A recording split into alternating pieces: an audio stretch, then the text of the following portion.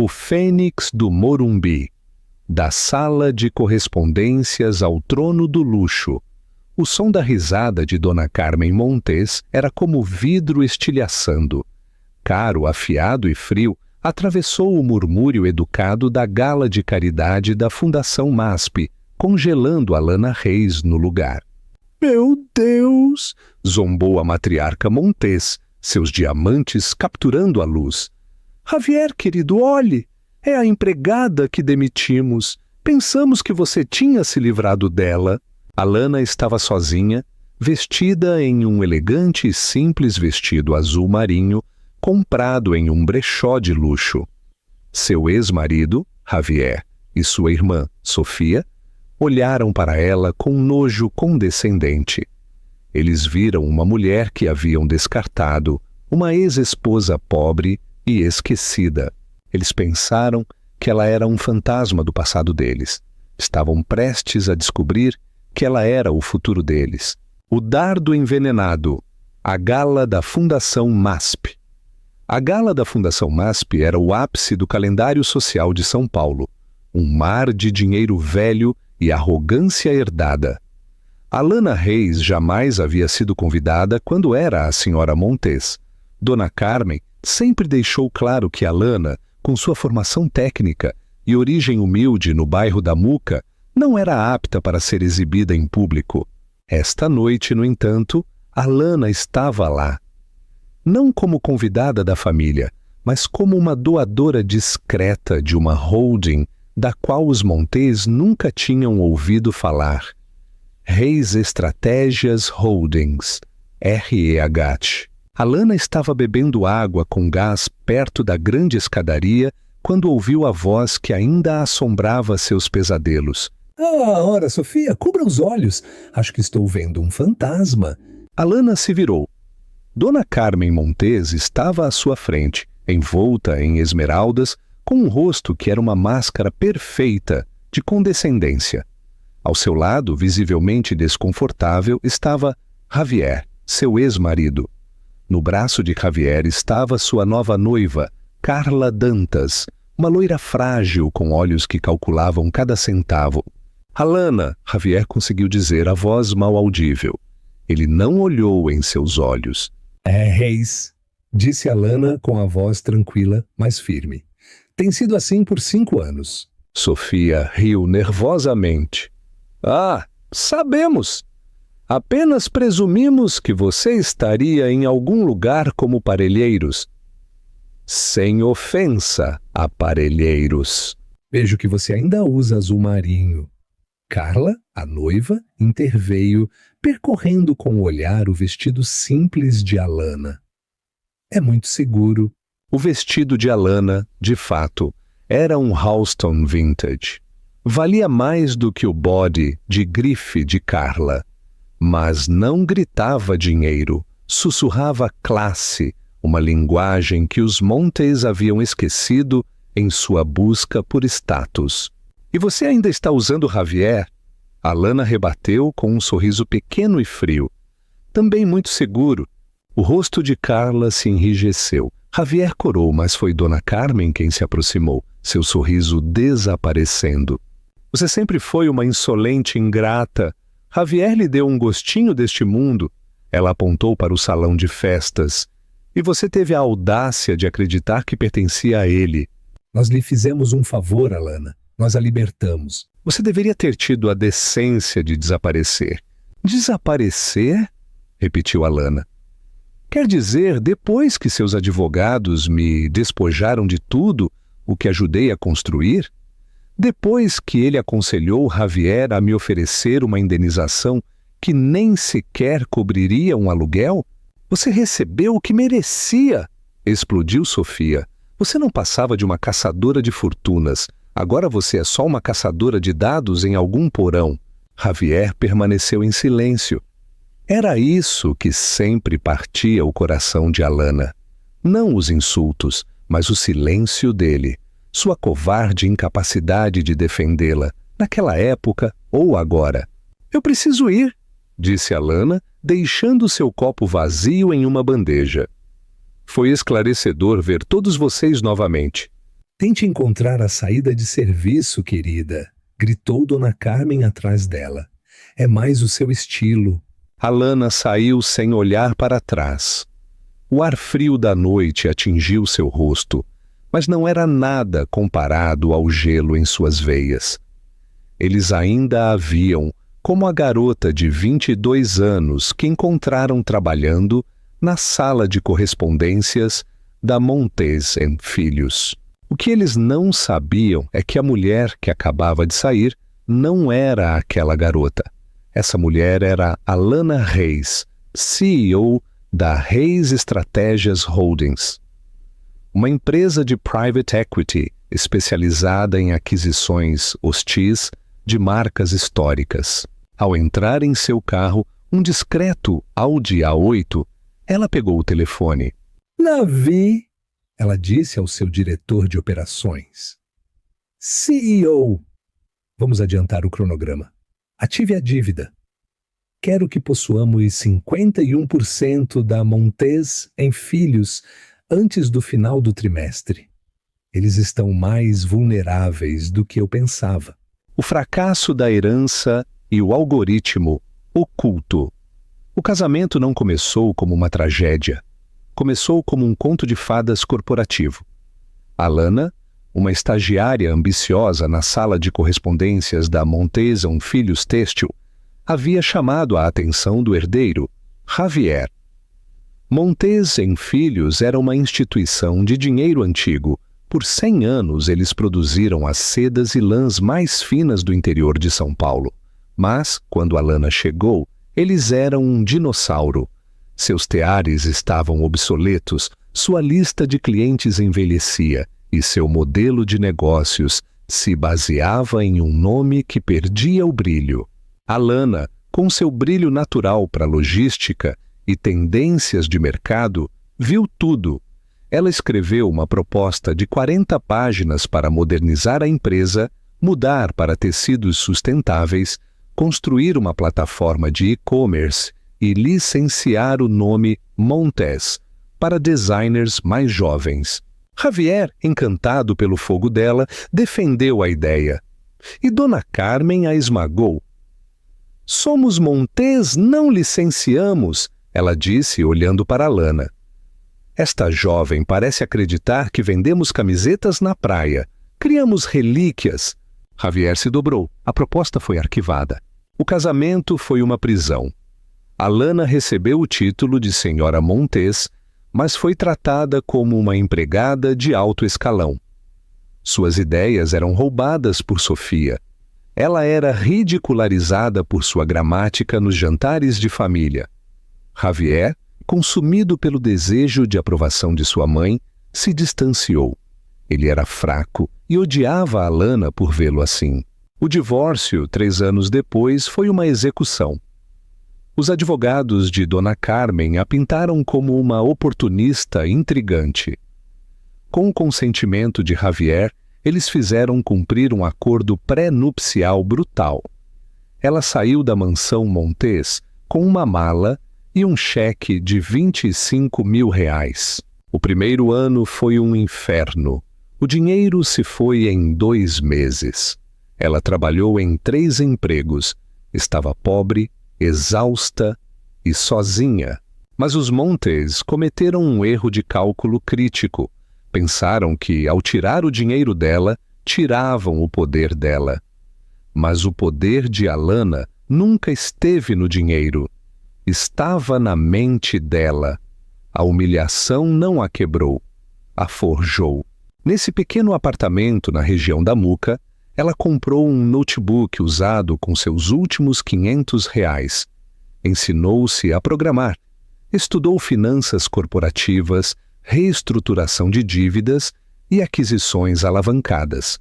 A raiva que ardia nela era tão fria e precisa que parecia foco.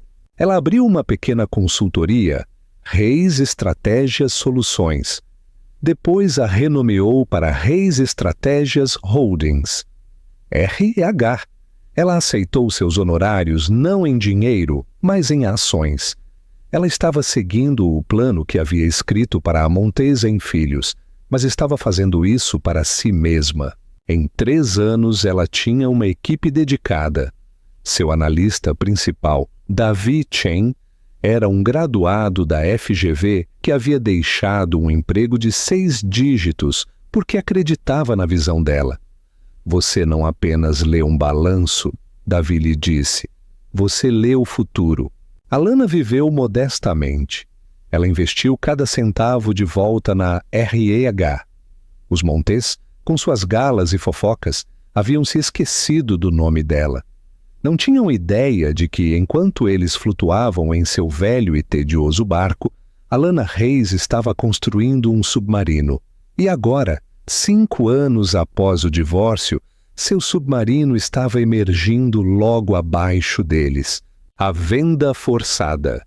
De credora a dona, a ala executiva da Montes em Filhos, têxtil cheirava a madeira antiga, limão e fracasso. Isso é catastrófico, disse Javier, com a cabeça entre as mãos, olhando as projeções do 3º trimestre.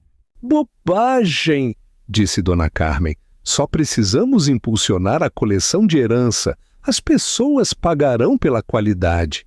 Mãe, ninguém está comprando a coleção de herança, explodiu Javier, um raro lampejo de coragem.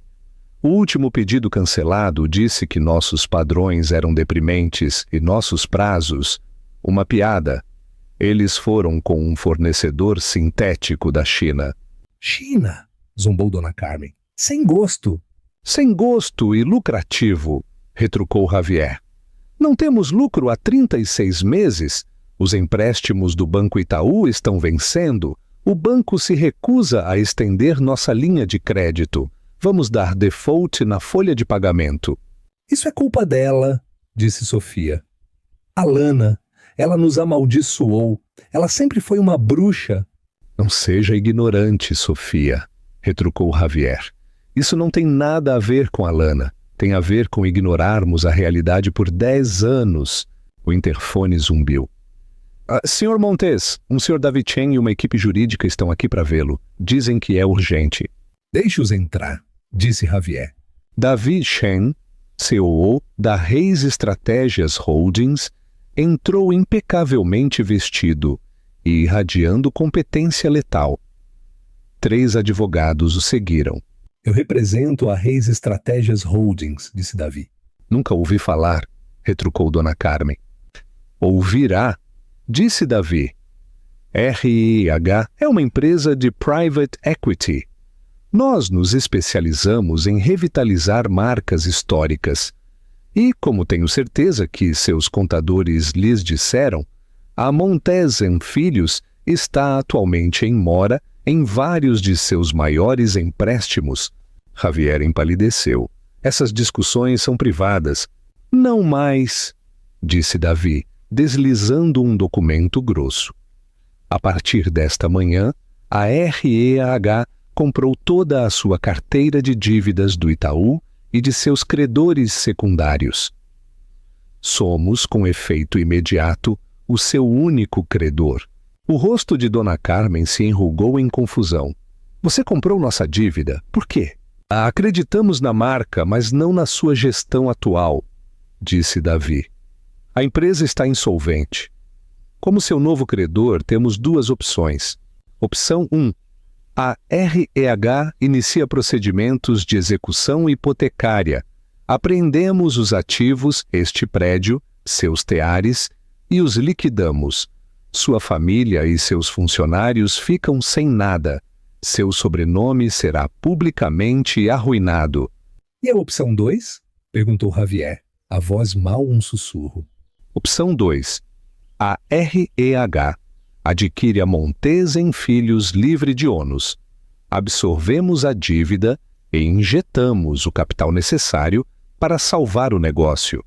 Oferecemos uma modesta indenização à família para facilitar a transição. Fora! Gritou Dona Carmen. Nunca venderemos esta empresa! O bisavô de seu marido também usava carruagens puxadas por cavalos, disse Davi, com sua cortesia desaparecendo. Vocês têm 24 horas para aceitar a opção 2. Se não tivermos um acordo assinado antes das 9h da manhã de amanhã, a opção 1 se torna automática. E garanto, o valor econômico terá a história antes do meio-dia. Ele deixou os Montes atônitos e em silêncio. A erradicação do sobrenome. A execução. Às 8h45 da manhã seguinte, um trêmulo Javier Montes enviou por fax a carta de intenção assinada para os escritórios da Reis Estratégias Holdings. Eles estavam vendendo a empresa. Quem é? Exigiu Dona Carmen. Quem é esse abutre, né? Esse Reis Estratégias?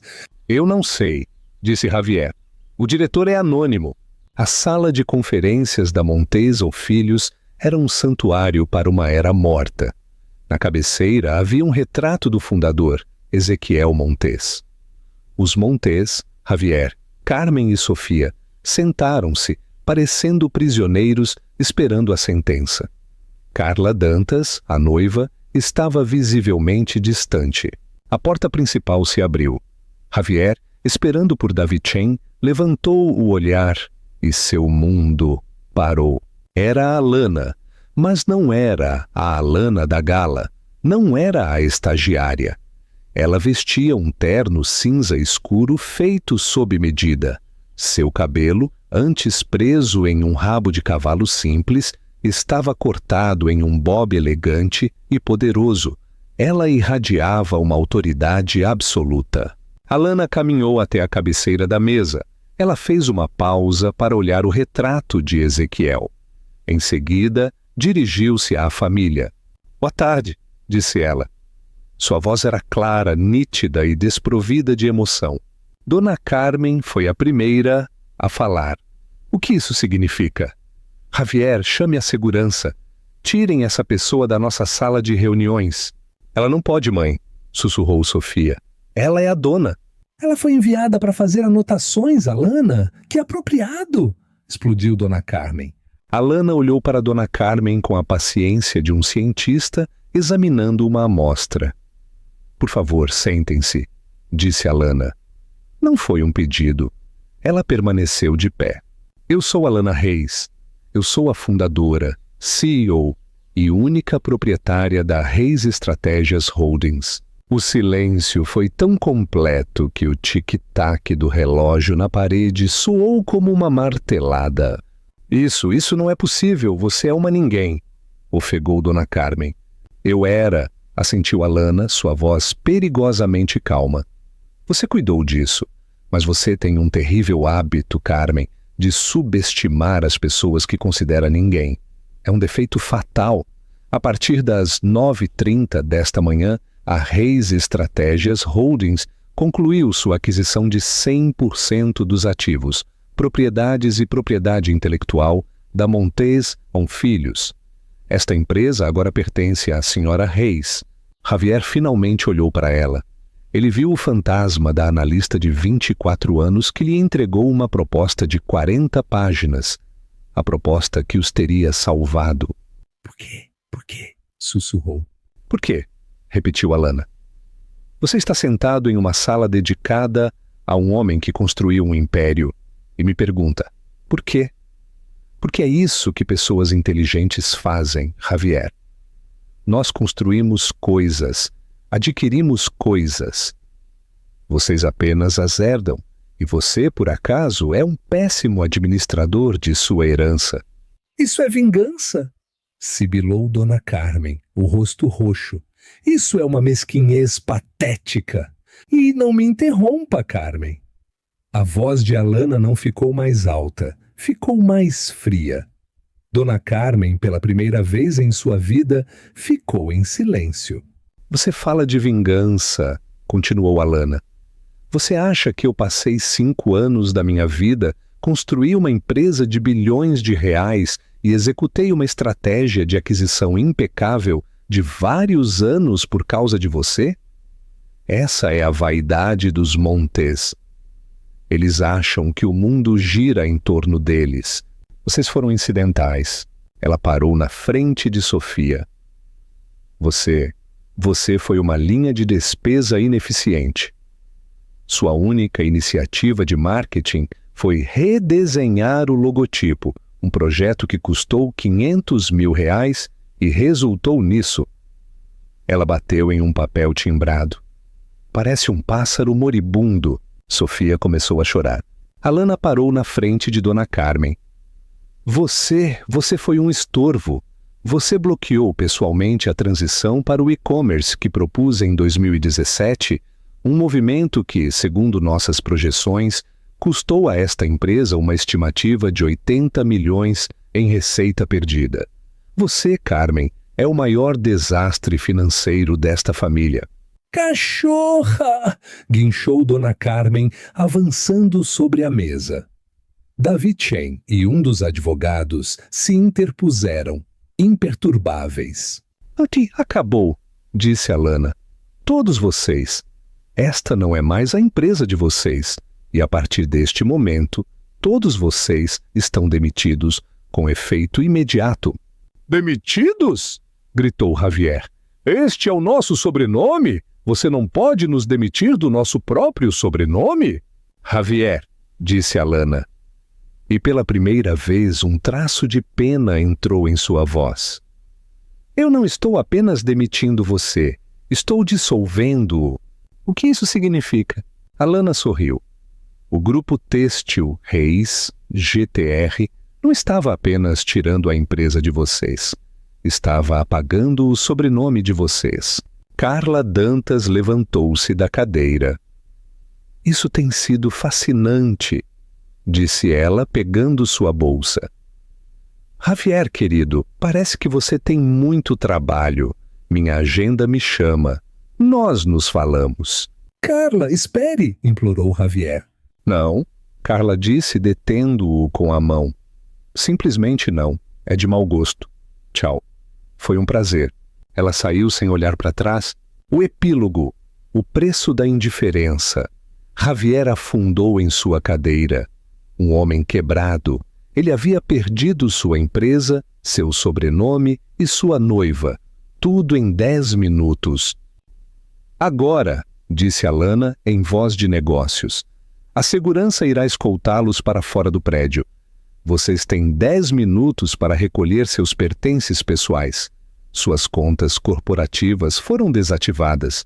Dona Carmen foi obrigada a esperar um táxi na calçada. A visão da rainha da sociedade de São Paulo, forçada a esperar um táxi amarelo, seria contada pelo pessoal por anos. Javier foi o último a sair. Ele encontrou Alana em seu antigo escritório. Ela estava parada ao lado da grande mesa, olhando o horizonte. Eu não pensei que fosse possível, ele disse com a voz rouca. Odiar tanto alguém. Alana se virou. Isso não é ódio, Javier. Isso é contabilidade. É acertar as contas. Você e sua família me deixaram R$25 mil no vermelho. Eu estou apenas corrigindo o balanço. Você está satisfeita? Você nos arruinou. Isso vai matar minha mãe. Sua mãe é uma sobrevivente. Ela vai se virar com um orçamento ligeiramente menor. Eu providenciei uma indenização para sua família, que é precisamente R$25 mil para cada um. Considerem uma generosa indenização por seus serviços. Ela usou as palavras exatas de seu acordo de divórcio. Alana, me desculpe, ele implorou. Eu fui um covarde, eu ainda te amo. Alana olhou para ele. Não, você não me ama, você confunde amor com espanto. Você confunde desejo com desespero. Você vê o que eu construí e quer se agarrar a isso.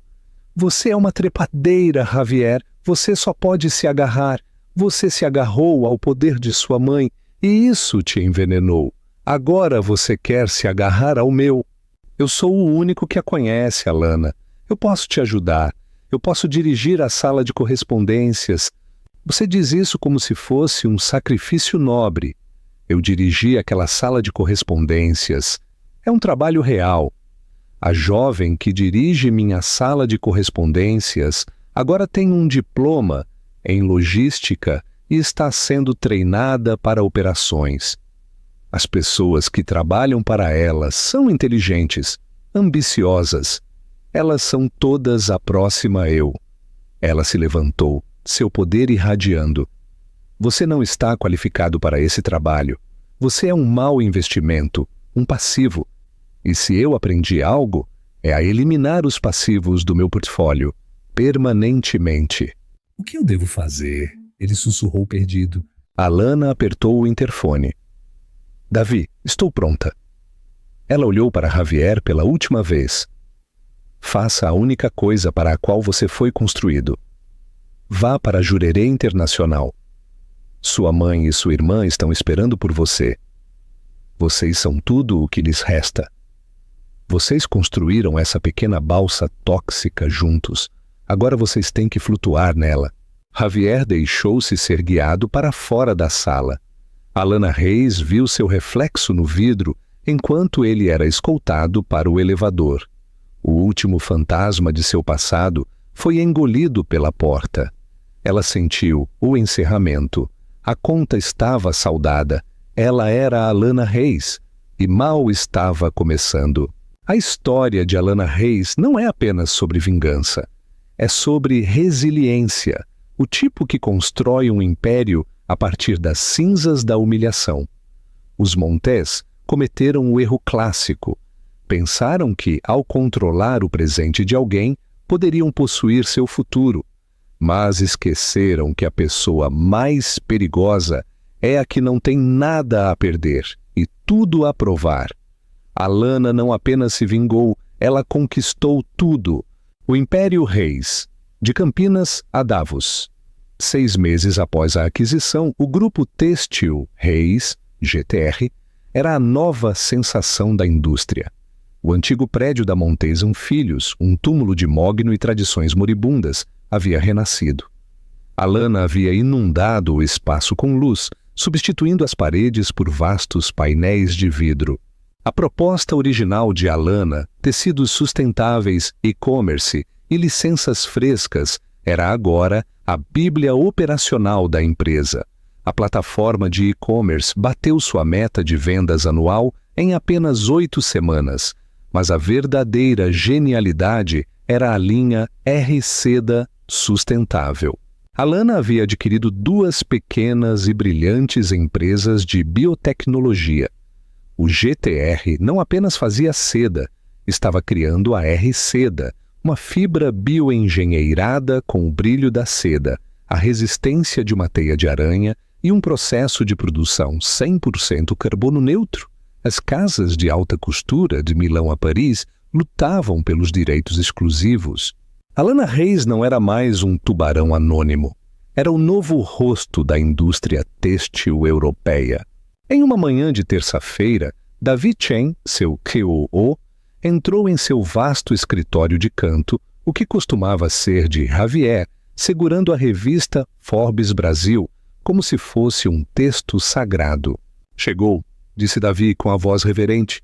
Na capa, uma fotografia impactante de Alana, com um olhar de autoridade absoluta e inabalável.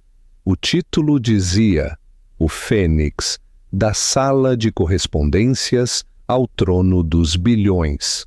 Eles estão chamando você de o Fênix, disse Davi. Um fênix queima, disse Alana deixando a revista em sua mesa. Eu não queimei, eu fui forjada. Há uma diferença. Seu telefone tocou. Uma linha dedicada. Ela atendeu, gesticulando para Davi ficar. Steven, bom dia, ela disse. A voz do outro lado era de Steven Schwarzman, o COO do Blackstone Group.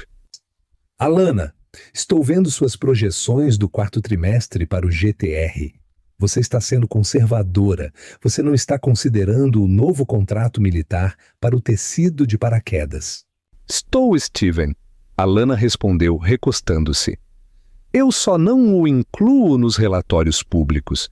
Eu prefiro prometer pouco e entregar muito. Inquieta a concorrência. É por isso que eu gosto de você. Agora, sobre Davos, precisamos de você no painel principal. O futuro das cadeias de suprimentos globais. Eu moderarei. Eu farei isso com uma condição, Steven, disse Alana. Eu não modero, eu lidero. Eu quero a palestra de encerramento. Meu tema é obsolescência. Como matar sua própria empresa antes que outra pessoa o faça?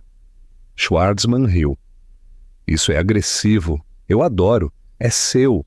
Envie para minha equipe a fatura pelo jato. Eu tenho o meu próprio, disse Alana simplesmente. Nos vemos na Suíça, Steven. Enquanto Alana se preparava para sua estreia na elite global, surgiu uma nova e séria ameaça que superava em muito a mesquinhez dos Montes. David Chen, com a testa franzida, interrompeu a ligação de Alana. Alana, você tem uma visita no hall de entrada. O Sr. Jian Li, do grupo têxtil Rota da Seda. Alana sentiu uma pontada de alerta frio. Rota da Seda não era um concorrente. Era uma força da natureza. Eles controlavam 60% da produção de tecidos sintéticos e baratos da Ásia. O Sr. Li não visita. Ele compra, disse Alana, seus olhos se semicerrando. Mande-o para a sala de conferências, aquela que tem o retrato de Ezequiel. E diga a Davi para remover aquele retrato. Jian Li entrou na sala, um homem de cerca de 50 anos, vestido em um terno de cachemire caro, mas com a postura de um lutador. Atrás dele não havia advogados, mas um único analista com um tablet.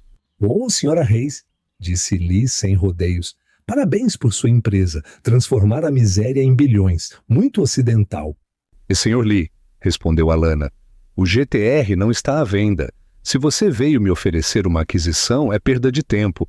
Eu não estou aqui para comprar o GTR, disse Li, sorrindo. Estou aqui para comprar sua tecnologia, sua R-Seda. É limpa, é forte. E infelizmente para você, senhora Reis, é muito cara para o mundo. Meu grupo produz tecidos por uma fração do seu custo. Você pode alimentar os influencers de Paris, mas eu visto o mundo. Li deslizou um contrato pela mesa. Eu lhe ofereço 500 milhões de reais pela patente global da R-Seda. Nós a compraremos, adaptaremos para a produção em massa em nossos mercados, e você fica com seus projetos de elite e sua consciência limpa. É uma aposentadoria antecipada muito confortável. Alana nem sequer olhou para o contrato. Minha tecnologia R-Seda está ligada a um processo de produção de carbono zero que não pode ser replicado em suas fábricas, Sr. Li. Não se trata apenas da fibra, trata-se da ética de sua fabricação. A ética é um luxo que a maioria não pode pagar, retrucou Li. Seu nicho de mercado é pequeno, o meu é o mundo. Se você não me vender a patente, Sra. Reis, eu tenho uma alternativa. Li se inclinou. Nossa P&D é forte. Já desenvolvemos uma fibra sintética que imita a estrutura da sua R-Seda. Não é sustentável, mas é 80% mais barata. Se lançarmos esse tecido, o chamaremos de Nova R e inundaremos os mercados. Seu GTR será percebido como um produto de luxo obsoleto em 6 meses. Seu preço cairá a zero. A jogada de mestre, a ameaça de Li era real e brutal. A vingança de Alana contra os Montes havia sido pessoal.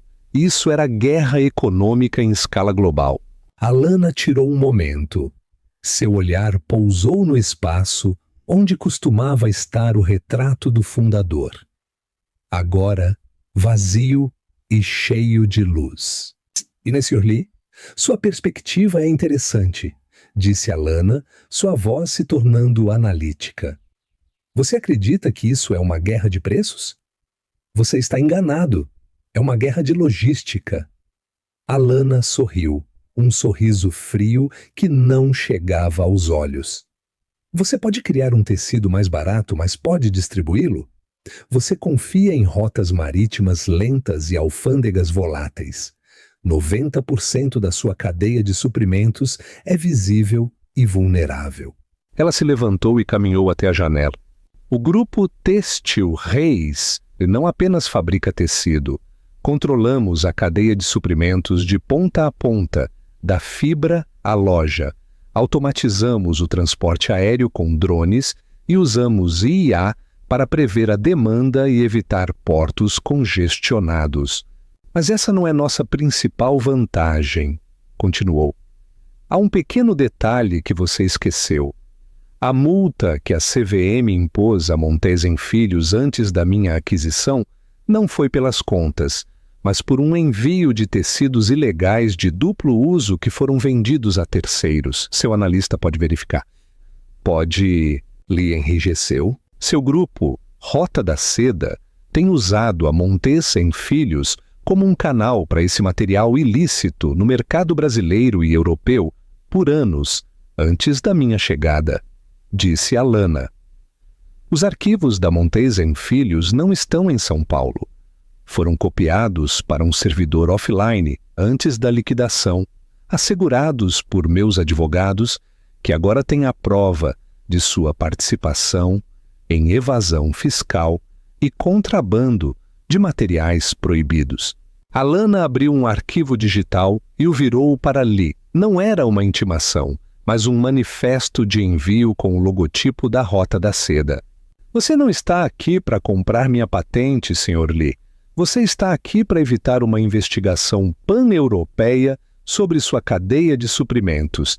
Se essas provas vazarem, a União Europeia congelará todos os seus ativos e rotas comerciais no continente. Seu preço cairá a zero. O que você quer? Perguntou Lee, sem traço de zombaria agora. Eu não quero seu dinheiro, Sr. Lee. Eu quero seu silêncio e seu respeito, disse Alana. O GTR vai prosperar na Europa. Você operará em seus mercados.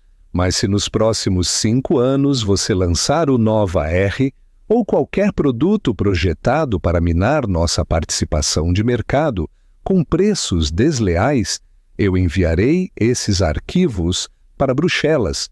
Você afundará no pântano legal da UE e o GTR tomará a sua participação de mercado de qualquer maneira. Não é um acordo, Sr. Lee, é uma trégua. Lee se levantou lentamente. Olhou para Alana. O respeito em seus olhos era palpável. Ele havia encontrado um oponente que não era apenas inteligente, mas que jogava o jogo em um nível de estratégia que ele nem sequer havia imaginado. Você é muito boa, disse Jian Li. Nos vemos em Davos. Espero que sua palestra seja esclarecedora. Ele saiu da sala. Alana ficou sozinha. Davi Chen entrou correndo. O que acabou de acontecer? O Sr. Lee se foi? O Sr. Lee se lembrou do preço da complacência, disse Alana, fechando o arquivo. E quanto a Javier? Perguntou Davi. Sua mãe e sua irmã estão em Jurerê, reclamando do calor e de que o cachemire está em falta nas liquidações. Alana se dirigiu à sua mesa, onde a revista Forbes brilhava. E continuem reclamando, Davi. Eu tenho a palestra de encerramento em Davos para escrever. E o futuro não espera pelo ressentimento. Agora, o que a equipe de design disse sobre a nova fibra de algas? A história de Alana Reis não termina com a vingança. Termina com a construção de um legado. Ela transformou o desprezo em uma arma, a humilhação em combustível e a ambição em um império que redefine a indústria, provando que o poder real reside na visão inabalável e na capacidade de jogar o jogo do futuro. A palestra de encerramento em Davos. O grande auditório do Centro de Congressos de Davos estava lotado. Os magnatas da energia, finanças e tecnologia, incluindo Stephen Schwarzman e o próprio Jian Li, que se sentava discretamente na terceira fila, esperavam pela palestra de encerramento. O tema era a obsolescência. Como matar sua própria empresa antes que outra pessoa o faça? Alana Reis subiu ao palco. Ela não vestia terno. Usava um conjunto de calça e jaqueta em um tecido R-seda, cor branco puro, que brilhava suavemente sob os holofotes. A simplicidade de sua roupa contrastava com o poder de sua presença. Ela começou seu discurso sem slides nem adornos. 7 anos atrás, eu trabalhava na sala de correspondências de uma empresa familiar que controlava 90% das lãs finas do Brasil. Uma empresa com 100 anos de história e um sobrenome imponente, Montes. A empresa tinha tudo para sobreviver, exceto uma coisa: a vontade de mudar. Sua cultura era uma relíquia, sua tecnologia uma piada e seu orgulho um veneno lento. Um murmúrio percorreu a sala. Alana estava falando de si mesma sem nomeá-los. Apresentei-lhes uma proposta para sustentabilidade, e-commerce e inovação. A equipe de gestão riu de mim. Eles me demitiram, me humilharam e me despojaram da minha vida. O que eles fizeram de errado? Eles pensaram que a obsolescência era um problema tecnológico, quando na verdade é um problema de caráter. Alana caminhou para o centro do palco, onde um elegante tear futurista se desenrolou. Minha empresa, o GTR, não tem 100 anos, mais 2, mas somos o futuro, porque abraçamos a autodestruição. Nós matamos nossos produtos antes que a concorrência o faça, e nossa tecnologia, a R-Seda Sustentável, é o resultado dessa filosofia. Ela exibiu o tecido, explicando a biotecnologia por trás da fibra carbono zero. Concluiu com uma declaração que ecoaria na imprensa global. O futuro não é herdado, é programado, e se sua empresa não estiver disposta a eliminar suas velhas tradições, eu garanto, há uma Reis Estratégias esperando por vocês, pronta para eliminá-las por vocês. O custo da complacência é a extinção. A ovação foi ensurdecedora. Stephen Schwarzman se levantou e apertou a mão de Alana, reconhecendo-a como uma igual, não apenas como uma CEO de sucesso. O último fantasma. Na noite da palestra, Alana estava na suíte presidencial de seu hotel em Davos, repassando as manchetes com Davi Chen. A vitória era inegável. O telefone dedicado de Davi tocou. Ele atendeu e seu rosto ficou pálido. Alana, você tem uma ligação do advogado da família Montes em Jurerê.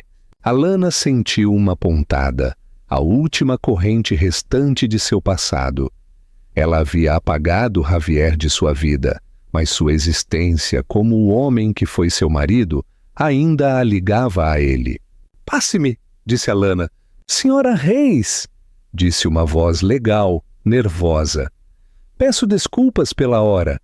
É sobre Javier Montes. Eu não sou mais a senhora Montes e Javier não é problema meu. Alana retrucou. Eu sei, mas temo que seja urgente. Javier foi detido em um subúrbio de Florianópolis. Ele estava trabalhando em um centro de processamento de dados em um porão. Ele foi detido por fraude menor e uso de identidades falsas. Aparentemente, ele estava tão envergonhado que se chamava Juca no trabalho e usou um RG vencido para receber. O problema é que sua mãe, Dona Carmen, sofreu um derrame cerebral grave ao saber e está hospitalizada. Sua irmã, Sofia, o culpa pela desgraça e está completamente instável. A ironia era tão densa que Alana quase sorriu. Javier estava literalmente em uma versão do inferno, para o qual ele a havia relegado. Um porão, inserindo dados, chamado Juca. E o que você quer, senhor advogado? Perguntou Alana, sem emoção. Eles querem que você intervenha, que pague a fiança de Javier e os ajude com as despesas médicas de Dona Carmen.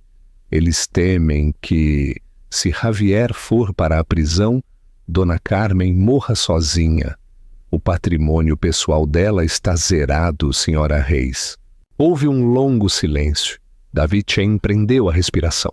Eu aceito seu pedido de desculpas, disse Alana. Javier me disse que sentia muito. Eu o aceitei. Mas meu balanço com a família Montes está fechado. Você me fala de problemas de caráter, não de problemas financeiros. Eu não pagarei a fiança de Javier. Eu não pagarei as despesas médicas de Dona Carmen. Eles construíram essa pequena balsa tóxica de orgulho. Agora eles têm que flutuar nela. Alana fez uma pausa, sua voz baixando para um sussurro cirúrgico. No entanto, eu tenho um problema.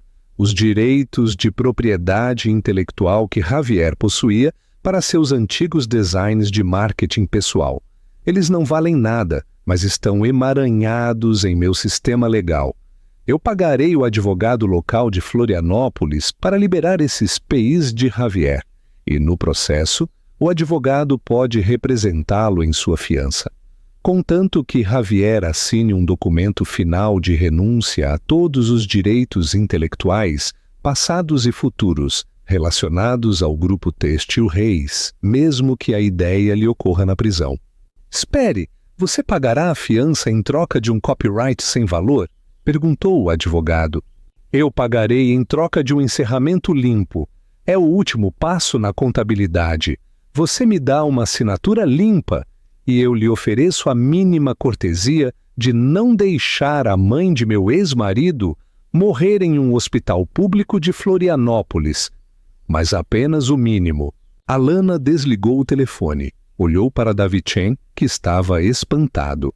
Por que o copyright sem valor? Perguntou Davi. Não é pelo valor, Davi. É pelo princípio, disse Alana. A vida de Javier era definida por seu sobrenome.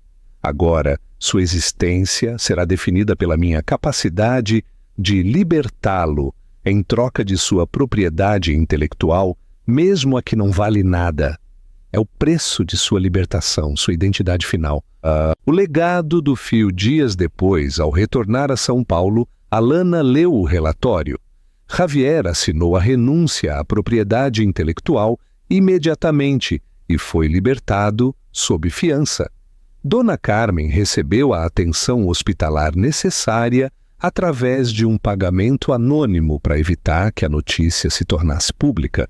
O ciclo estava fechado. Alana Reis não apenas tomou o império, ela não se limitou a vingar a humilhação. Seu último ato demonstrou que seu poder não se baseava no dinheiro que ela tinha, mas na visão que ela podia impor. Ela não buscou a destruição total de seus inimigos, mas sua irrelevância final. Javier, o herdeiro de um grande sobrenome, foi reduzido a uma assinatura desesperada em um papel sem valor. O legado de Alana Reis não foi a R. Seda, mas o fio invisível da dignidade. Um fio que se provou mais forte do que a lã mais fina e mais resistente do que o aço dos arranha-céus. A história de Alana Reis foi concluída. Ela transformou o desprezo em uma arma, a humilhação em combustível e a ambição em um império que redefine a indústria. A construção de uma nova São Paulo e o presente da memória. Um ano se passou desde a palestra de Davos e o acerto de contas final com Javier.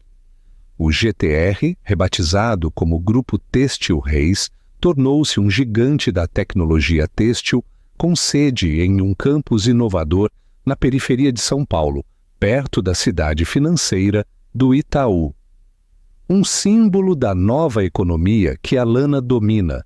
Alana não passa mais horas em reuniões com banqueiros ou em suítes de hotel. Ela voltou à sua verdadeira paixão, arquitetura e design, que foi sua vocação original antes que o casamento Montes a desviasse. Ela criou uma nova divisão dentro do GTR, Reis Projetos Sociais. Seu primeiro projeto é ambicioso. A reabilitação completa de um bloco de moradias antigas no humilde bairro da Muca. O mesmo bairro onde morou em um minúsculo quinto andar, sem elevador após o divórcio, trabalhando em 3 turnos para sobreviver. Não é caridade, ela explicou a Davi Chen, que supervisionava as finanças. É um investimento na memória. Eu preciso que essa zona tenha luz, espaço verde e dignidade. Eu preciso construir o antônimo exato da mansão Montes, a visita inesperada. Em uma fria tarde de sexta-feira, Alana estava na muca, vestida com roupas de trabalho elegantes, inspecionando o progresso da obra. O sol estava se pondo, projetando longas sombras sobre os edifícios renovados. Um homem se aproximou dela. Não era um capataz, nem um engenheiro. Era um homem mais velho, vestido com um casaco gasto e um gorro de lã. Tinha os olhos cansados, mas uma amabilidade inconfundível. Senhora Reis? Perguntou o homem. Sou eu, respondeu Alana. Eu sou o Sr. Ramos. Eu era o porteiro no seu antigo bloco na Rua Teles, o 5º andar sem elevador. Você morava no 5º B. Alana sorriu, um sorriso genuíno e caloroso. Sr. Ramos. Claro. O senhor me ajudou com minha mala quando me mudei, logo após o divórcio. E eu o ajudei com as compras após o turno da noite. Não se esqueça dos sonhos que eu trazia para a senhora da padaria. A senhora sempre parecia que não comia há dias. Alana sentiu uma pontada de nostalgia, mas não de dor. Eram lembranças de sua fragilidade e sua força em partes iguais. O senhor sempre foi muito gentil, Sr. Ramos. É um prazer vê-lo. O Sr. Ramos baixou o olhar, brincando com o gorro. Eu vim porque... Me contaram que a mulher que está fazendo esta obra incrível, que está trazendo luz para o bairro, é a senhora. Me contaram tudo. Sobre o marido, os milhões, a vingança. E é verdade, disse Alana com calma. Mas eu não vim pelos milhões. Eu vim por outra coisa. Quando a senhora foi embora, senhora Reis, deixou uma coisa no armário de correio, uma caixa de papelão pequena. Eu guardei. Sempre pensei que a senhora voltaria por ela. O Sr. Ramos entregou-lhe uma caixa de papelão marrom e empoeirada. Alana a abriu com as mãos trêmulas. Dentro não havia joias nem dinheiro. Havia seu antigo notebook usado que ela usou para aprender a programar, uma pasta com as 40 páginas originais de sua proposta para a Montes em Filhos, uma caneca de café rachada que ela usava na sala de correspondências e a nota fiscal do seu primeiro notebook. Esses eram os verdadeiros alicerces de seu império. Não o cachemire ou os diamantes, mas o trabalho duro, a engenhosidade e o café barato. Ah, obrigado, Sr. Ramos, disse Alana, sentindo um nó na garganta. Este é meu verdadeiro tesouro. Tem mais uma coisa, disse o Sr. Ramos. Seu antigo apartamento no 5º B. Eu sei que é bobagem, mas eu poderia vê-lo novamente?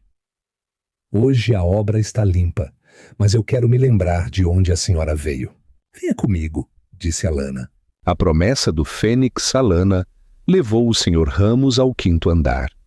Os operários haviam encerrado o dia. O antigo apartamento 5º B estava agora sendo renovado para ser um escritório de apoio comunitário com grandes janelas e luz natural. Eles pararam no meio da sala. Foi aqui, senhora Reis. Foi onde eu a vi digitar a noite toda. Eu lhe trazia um sonho às 3 da manhã. Eu a vi construir isso com aquela luz de monitor piscando. Obrigado pelos sonhos, Sr. Ramos. Eles foram meu combustível. Não, eu vi outra coisa. Eu vi a ambição em seus olhos, mas a ambição que constrói, não a que queima. A senhora não queria o dinheiro deles. A senhora queria seu direito de ser inteligente. Alana assentiu. Era a verdade mais simples e profunda de todas. Ao sair, Alana entregou um cheque ao Sr. Ramos. Isso é para a sua aposentadoria, Sr. Ramos. É uma pequena amostra da minha gratidão, mas não é caridade. É uma compensação pelo tempo extra que o senhor dedicou a uma estagiária que não desistiu. O Sr. Ramos começou a chorar, mas Alana não prestou atenção ao cheque. Ela olhou para a rua, para o burburinho da muca. Ela segurou a caixa de papelão com seu notebook velho. Alana Reyes, a CEO global, encontrou seu verdadeiro encerramento de contas, não em Davos, mas na memória de um porão, com um velho porteiro que acreditou nela quando mais ninguém acreditou. Ela havia transformado a humilhação em tijolos e a vingança em comunidade. Conclusão final significativa. A história de Alana Reyes é um poderoso testemunho de que o maior sucesso não é aquele que se acumula, mas aquele que se compartilha. Ela demonstrou que a ambição não precisa ser tóxica. Ela transformou a aprovação mais sombria de sua vida na base de um império que prioriza a sustentabilidade, a visão e, acima de tudo, a dignidade humana. Os Montes a despojaram de sua riqueza, mas, ao fazê-lo, deram-lhe algo inestimável: o fogo para forjar sua própria identidade. Alana Reyes não apenas obteve sua vingança, ela reescreveu a definição de vitória.